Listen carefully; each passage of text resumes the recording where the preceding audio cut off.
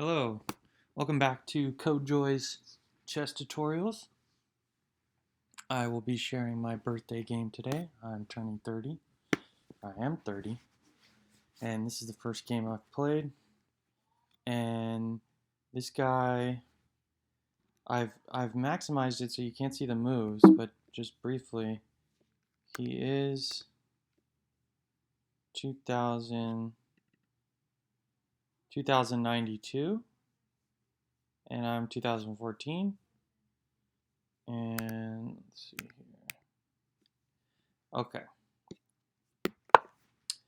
So I start with e4, and this guy is extremely good. 2092 means he's at a higher level than I've ever reached in my whole life. And this is a 30-minute game, so I get his full intellect.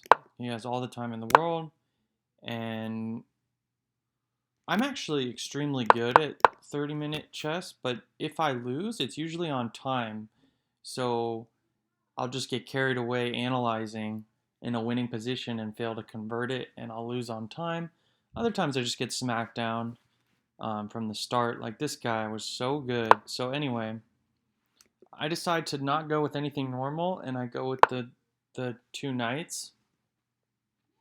Um, by normal, I meant I decided to not do anything like a book opening. I mean, this technically is a book opening, but it's kind of just solid. It's like I can't really go wrong here. He brings his bishop out, and um, I decide to copy him. And you know what's interesting is I already messed up because in this position, best play for white is to take the pawn. It's a free pawn because the only thing guarding it is the knight, and if the knight takes, then I have d4, which forks the knight and the bishop with the queen protecting it. So knight takes, d4, and then let's say the knight hops away, then I take the bishop. Or if the bishop sacrifices itself, then queen takes, and I'm attacking the knight, and I've lost a piece, I've won a piece, but I've won a pawn, and I'm attacking him. So I didn't even think of that, and I just decided to copy him. And then he goes here, and we have a symmetrical position, except I'm white, so it's my turn. So what do? I decide to castle because, again, I'm just trying to get off to a good start because this guy is dangerously good. And the sooner I castle, the better. Except he plays this move, giving his bishop some room. If it's ever attacked, it can hide back here. I'm not really sure what else. I guess also it prevents some action on b5, prepares his move b5 to harass my bishop maybe. I don't really know. I just decided to copy him because I'm like, if we can have a symmetrical position and the only difference is I'm white and castled and he's not, that should be good for white. And then he plays this move and I copy him again. It's kind of like an experiment I'm doing at this point, and I'm also trying to frustrate him. Then he goes here, and now he has an advantage because the the bishop pin is better for him than it is for me because he hasn't committed to castling to this side, and he's actually going to castle queen side, it looks like. And then my threat of taking the bishop and having his pawn take, because sometimes my knight will hop in here and his queen won't be able to take this. He's okay with doing that because it opens up his rook on my king. And here, this threat here, with his knight hopping in on my hole here, because this is pinned, this threat is super annoying because my bishop can't go back to defend. He's outside the pawn chain, and my queen can't defend properly and it's pinned. And if I get out of the pin, he'll just take the knight, and then I have to open up my king, and then his queen comes down, and his knight, and his rook is all there. So he's doing better than me, but I'm still just trying to copy him just to see what happens. Then he plays here, and I'm in big trouble because if I take, which the computer said was the best move, it activates, like I said, he can play pawn takes and activate his rook, or he can play queen takes and kind of sneak in here. Either way, it's not good for me. I decided to go back here to just get rid of this bishop potentially, and I'm hoping he takes me, and then I will take back with the pawn, and that will support d4 with the pawn on e3, and it'll open up my rook to protect the knight, so the queen can move, and then if he takes the knight, rook can take. And that's good for me, so he doesn't do that. He plays queen here, preparing to castle this side, so he can launch an attack with his kingside pawns. And I lash out, and because I can't wait around, or he's going to castle and just destroy me. So he plays here, which is an extremely good move. If I take with the knight, he takes my queen, and if I take with the bishop, which I do, he hops in. And now I'm double attacked on this knight, and I'm already in a terrible position, and he has outplayed me with black out of the opening, which is never good. But technically he's not winning yet by material, it's just a bad position for me. So here, like, I could play h3, and then he would just take, and I thought for a really long time here, and I decided to hop in and attack his queen, because at least I have something going on. If he tries to take advantage of this situation, like let's say he takes my knight and I take back, and then he backs his bishop up or goes here and tries to get his queen over here, I can check him and win a rook if the queen ever moves. So he decides to take my knight, so he doesn't have to move his queen, and then I take with the bishop. If I take with the pawn here, I block my own bishop from sacrificing. Again, if this queen is like somewhere else, I can sacrifice here, king takes, knight takes with check, and then when they take the knight, then I can take the bishop. It's a common like way to get out of this pin, a creative way. But anyway, so I take here, and then he plays here, which I kind of knew he was going to do, and it's like, well, shit. I'm just going to go all the way back, because if I go there, he has b5. So I go all the way back to a2, and I have some long-term, a really good bishop here. Now his bishop's even better because it's attacking my queen, and he's piling up on the pin piece. Soon he can play queen here and really attack it. And so in this position, well, he just goes straight for it. Okay, and now I take, and he plays bishop here. Now my rook is under attack. My king is exposed. Queen to g5 wasn't possible before because of the knight, but by removing the knight and then putting the bishop here, now queen g5 is a check. Like, let's say I played bishop b3 here for no reason, he would check, and then I have to move to h1, and then queen comes down, checkmate on g2. So it's already checkmate threatened. So I can't move the rook to the side, for example. Rook e1 to get out of the bishop is met by check, king h1, queen g2, checkmate. So I'm getting my ass kicked, but I'm at least I'm smart enough to see that. So I decide to sacrifice the rook, and if he doesn't take it right now, I'll be able to play rook g1, activate my rook along here, and the queen protects my weakness on f3. Anytime you have a pawn that is with a pawn directly behind it instead of on the sides, it means this pawn is super weak. It's super hard to defend because no pawns can defend it. Only a queen can defend it, and a queen never wants to spend her time defending a pawn. She has better things to do, like attack the king. Okay, so here he just decides to go for the rook, and I take back with the queen, and now he has defeated me out of the opening. He has two rooks. I have a rook and a bishop. We each have a queen, and his pawn structure is perfect, and mine is messed up. So I'm down in exchange, that's called, when you exchange a minor for a major. I'm down in exchange, and he has all his pawns, and both rooks and a queen. So I'm down in exchange with a bad pawn structure, near my king, no less. So he's crushing here. So, but he has to convert it, and he has to prove that his rooks are better than my bishop and rook. And He should get his king to safety here. Probably castle. If I was him, I would castle king side and just be safe. Get the rooks into the game and just overwhelm this bishop.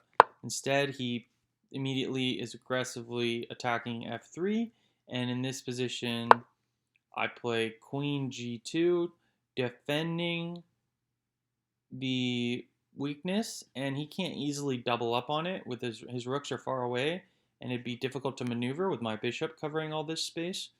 So it's hard. Maybe he plays h5 here, rook h6, and brings the rook in somehow. That's probably what he should do, is just push this pawn all the way down. But he goes for this. He's thinking if these pawns fall away, the rook and the queen will be too much. And here, I start running the king, because the king is bad in the corner. It can get mated easily. And based on my structure, this is my weakness. I don't want my queen to defend it. I want my king to defend it. So I'm going to run over here. And a couple moves back, I didn't play queen to here, because then this would be a weakness and the king would have to stay there. So I formulated a plan of survival here. I'm going to make this guy earn it. I'm playing queen here and then running the king to e2 to protect f3 twice. And then queen defends h2. So although I have a bad pawn structure, my king is in the game with his swords out defending.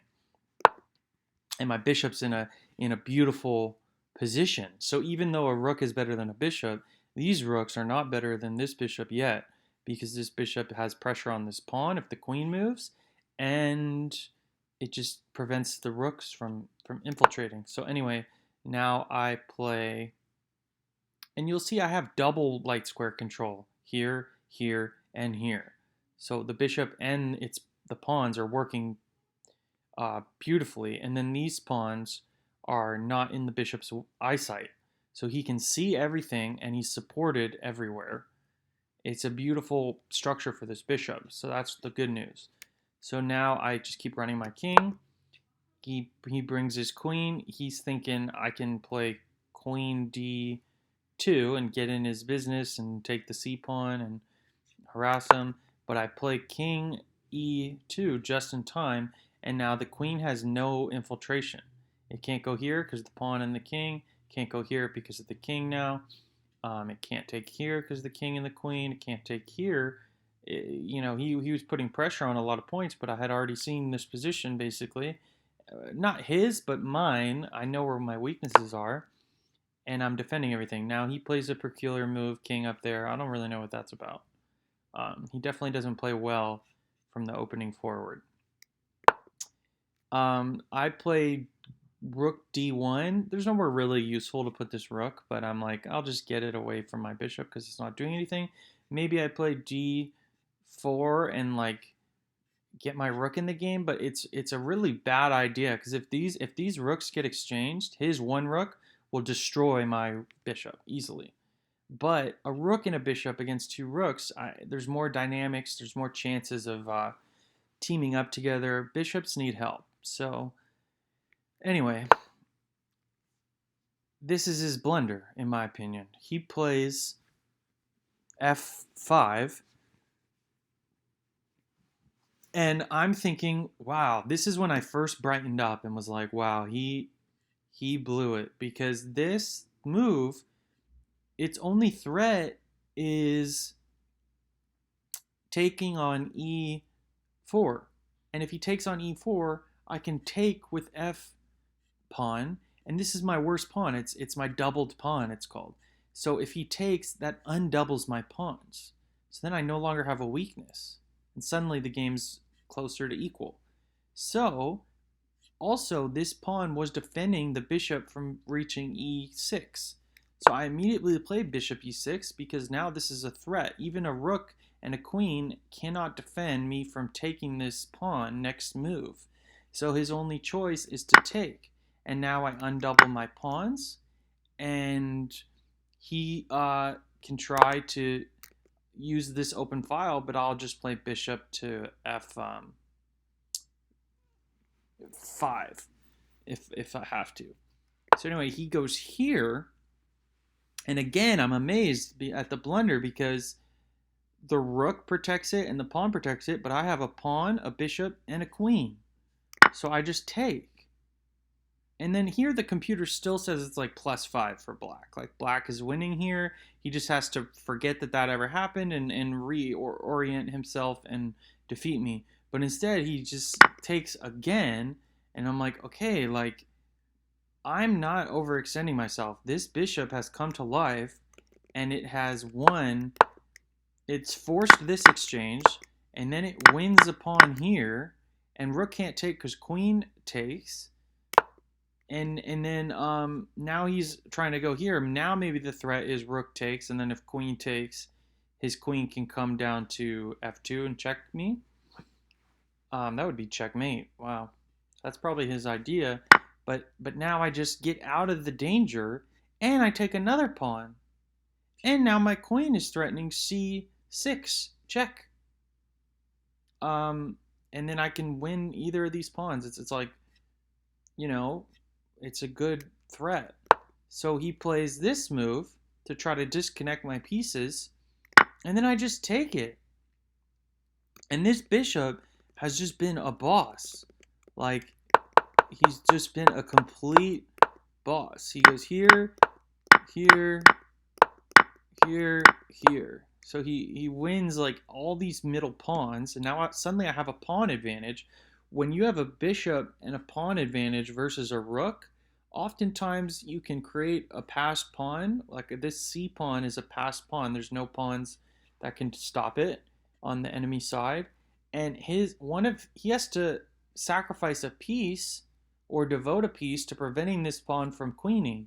And if he for example sacrifices himself for the bishop, then it'll be rook queen versus rook queen, but I'll have more pawns. So I'll be in a winning endgame. So now he no longer has the threat of sacrifice. So in this position, the bishop is pinned. I thought for like 20 minutes here because I realized I was winning now in this terrible game that I was just playing to play out. I was considering, the reason I was thinking so hard is because I have a forced win here, which is just queen g3. And then the queen cannot escape the exchange. It's pinned to his own king. And then my next move would be taking his queen. Or if he takes my queen, then I would play f takes g or h takes g. Probably f takes g. Just to match up these guys so he doesn't get a passer. And then but you're supposed to go to the center, so I would have thought about that. I'm not sure which is better. But queen g3 here is an unstoppable threat of a queen exchange. It forces a queen exchange. And then we would be left with bishop, rook versus rook, rook, except I would have like 2 passed pawns, and that's too much to defend. Because like I said, he's going to have to sacrifice his rook for either a pawn or a bishop, and then I'll be up. So in this position, I'm thinking, is this winning? Is this winning? Is this winning? The problem is I couldn't calculate, well, what if he, even though I have the passed pawns, what if he doubles up his rooks and attacks on the F file and infiltrates and queens down here? And I just was really, I thought for like 10 minutes here, and I decided my asset is my C pawn. The further I get it, the better my chances of winning this game will be. So I'm going to play it now, because I don't need to defend d3 because it's defended by my bishop, king, and rook. So I can just play this move, and then I'm threatening c5, and I'm also threatening c6, and eventually queening. Once there's an exchange of queens, like maybe I'll exchange queens later once this pawn is closer, and that'll make the endgame easier. But here he plays h5. And I was thinking I could also, what I was calculating is I could play h3 here or f3 and just kind of lock these pawns down, because after h5, he has the threat of his queen exchange now on his terms, and that doesn't really work. But I mean, he's trying to do something, but I'm like, I'm not really buying it. I have better plans than him, so I'm just going to keep going. And then he goes here, Um, and now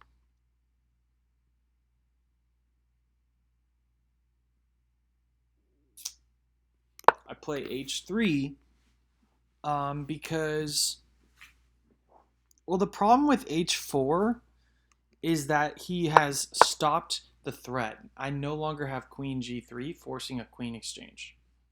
So I've successfully pushed my pawn, but now his queen can back up and reroute, attack my king, and win a pawn and get behind all these pawns.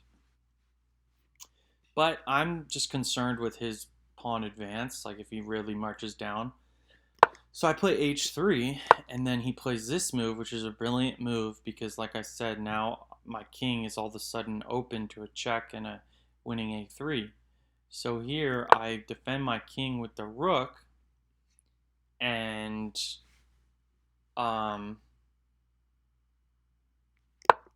he brings his rook down. If I play rook h3 here and try to pin the rook to the queen for no reason, he would play rook takes bishop, check, and then when I retake, he would win my queen on h2 because it's unprotected. So I can't play that move. So here, I play f3 because I'm basically saying my bishop is dominant. I know rooks are supposed to be better, but this bishop is defended by 3 different pieces, the pawn, and the queen. And anything you take it with, I'm taking back with the pawn. Like in this position, if he took, I would take with the d pawn. My rook would be activated. I'd have another passed pawn, and it'd be a winning endgame. Queen, rook, queen, rook. So this is a fantastic move. There's no downside to it, except we'll see that later. Here he plays rook here, maybe trying to push, but again, pushing is so hard because my queen controls the square, my pawn controls the square, and my pawn controls the square. So this is called a backward pawn. It's super hard to defend for him. It's a weakness. If his queen ever moves and that rook moves, I can take it, and he can never push it because I control that square twice.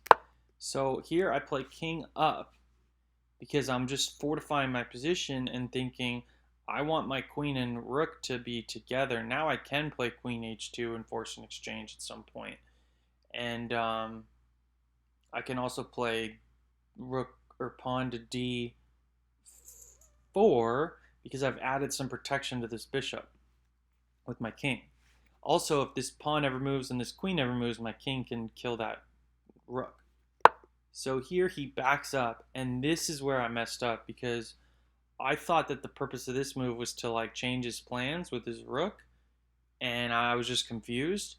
And so here I made sure my bishop was protected enough, and I played rook or pawn here to just march up all the way to d6 with check. But here he has removed the rook from the square where he can check me. So he checks me.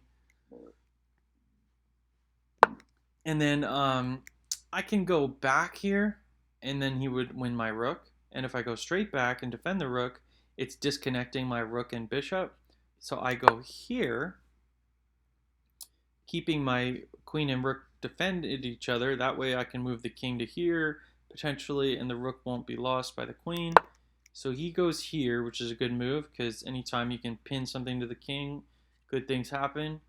In this position, I push again, because if you take, I take, and then we're in a winning endgame because I've won one of your rooks and you've won my bishop, but now it's going to be queen, rook, and pawns versus queen, rook, and pawns, and I have an advanced pass pawn and you don't, and I like that. So he goes for it because he sees a tactic. And I take, because, I mean, what else are you going to do? If I move the king out of the check, he can take the rook, and then queen takes and queen takes, and then rook versus bishop, he might win. So I take the rook, and now he plays rook to here. It's a very common maneuver to sacrifice a rook in front of a king because you know you can bring your other rook in time to pin, and this bishop can't get away because the king would be lost. So the king has to move here, to help defend this bishop. I want to hold on to this bishop. Then I'll definitely win if I can. And there is a way to hold on to this bishop. Now, in the game, I'm calculating all his like winning chances, and I'm thinking, okay, my king, uh, it can go back here and disconnect. It can go back here, and it can go up, defend or it can't go up because the queen prevents it from moving up naturally and defending the bishop out of the pin diagonal. Also hang on to it. Can't do that because the queen. So my only options are sideways or backwards. Can't go right because the queen. So I can go sideways left or back left. Sideways left, the problem with that move, I was thinking, well, if I go sideways left, he has queen e5 check. And then when I move the king again, now he has added two attackers of this bishop, and he can play rook takes. And if I play rook takes, he plays queen takes. And then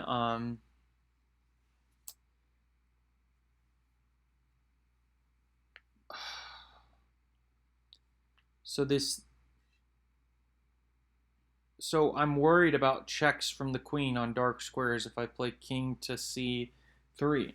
So I play king back because I'm thinking, okay, well, I'm defending this bishop now. What can he do? He can't check me because the bishop, and he takes here.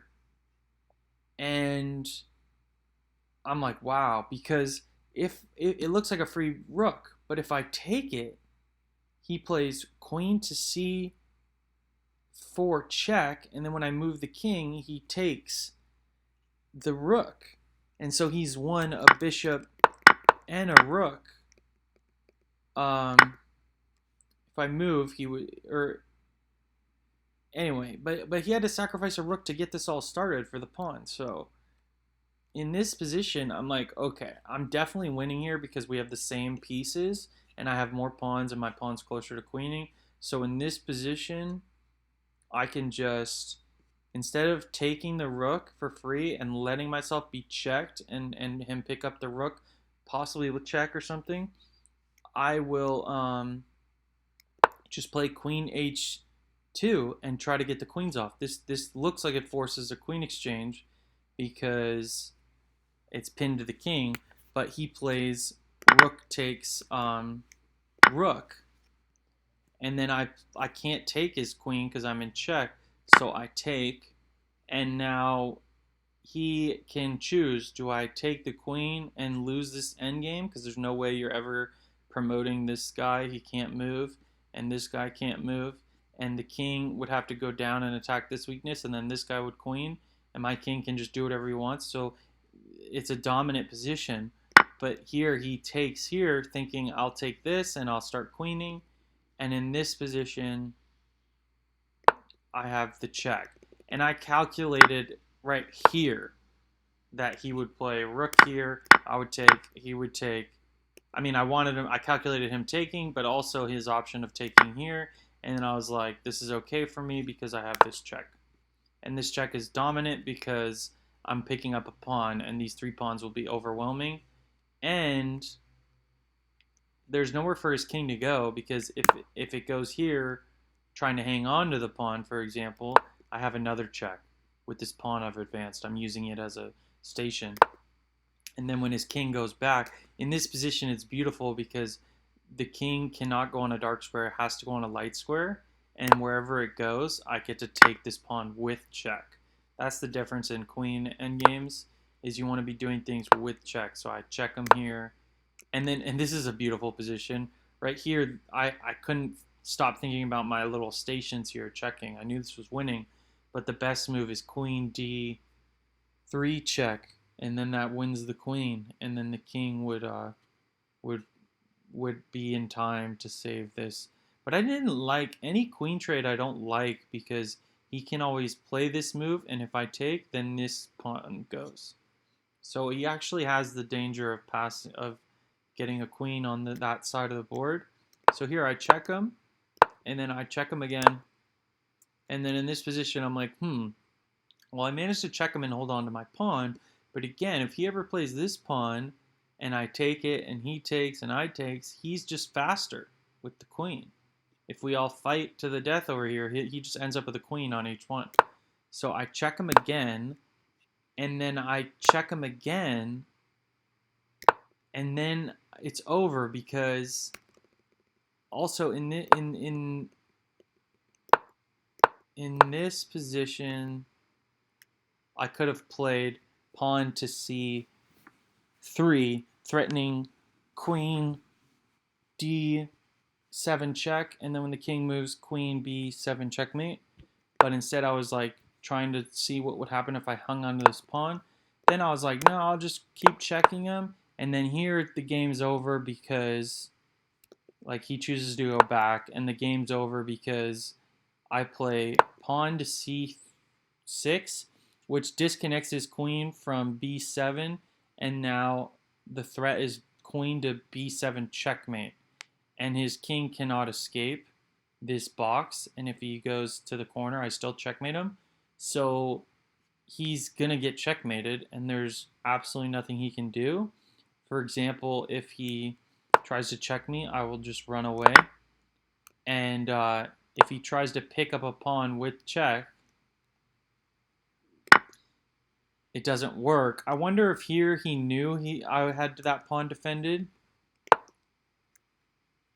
I don't even care. It like if at any point he takes that pawn, I deliver checkmate. But he takes it with check, so I can't checkmate him. But the good news is I can just take his queen, and then he resigns. But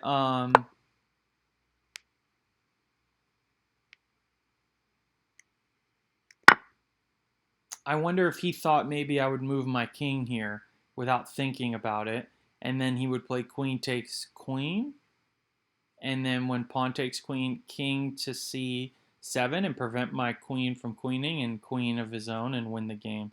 So he might have done this knowing that it's protected by the queen, but that if I move my king, that's his only chance of winning. Instead, I saw that it was protected by the queen because, of course, I had been monitoring that side of the board and had my queen in the perfect spot, perfect diagonal, and then here he resigns.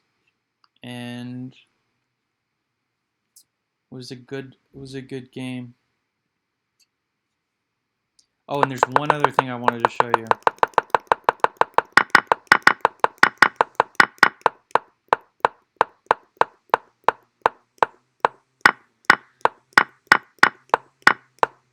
See, my only chance of winning was to identify my weaknesses, form a fortress, and use my piece in combination, my bishop in combination with my queen, and just dominate the light squares.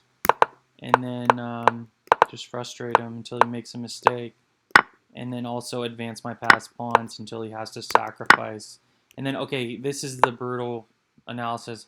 If I play queen or king to the side here, I can allow this check because king c3, queen e5 check, then I have king c4, adding a defender to the bishop, getting out of any checks, and that's just a beautiful thing I didn't see. It's unnecessary to see because this position is lost for black. And it's like -2 for, or +2 for white. But then I was just checking him in such a way that eventually he kind of put his king into the wrong spot right here. And he let me deliver this check, which let me deliver this check, which let me play this move. And now it's totally lost. So, yeah, I'm really proud of this game. I'm up to 2034, which is really high, and my all-time high is 2064, so I'm 30 points within it. Hopefully I'll get to 2100 one day. Alright, thanks for watching.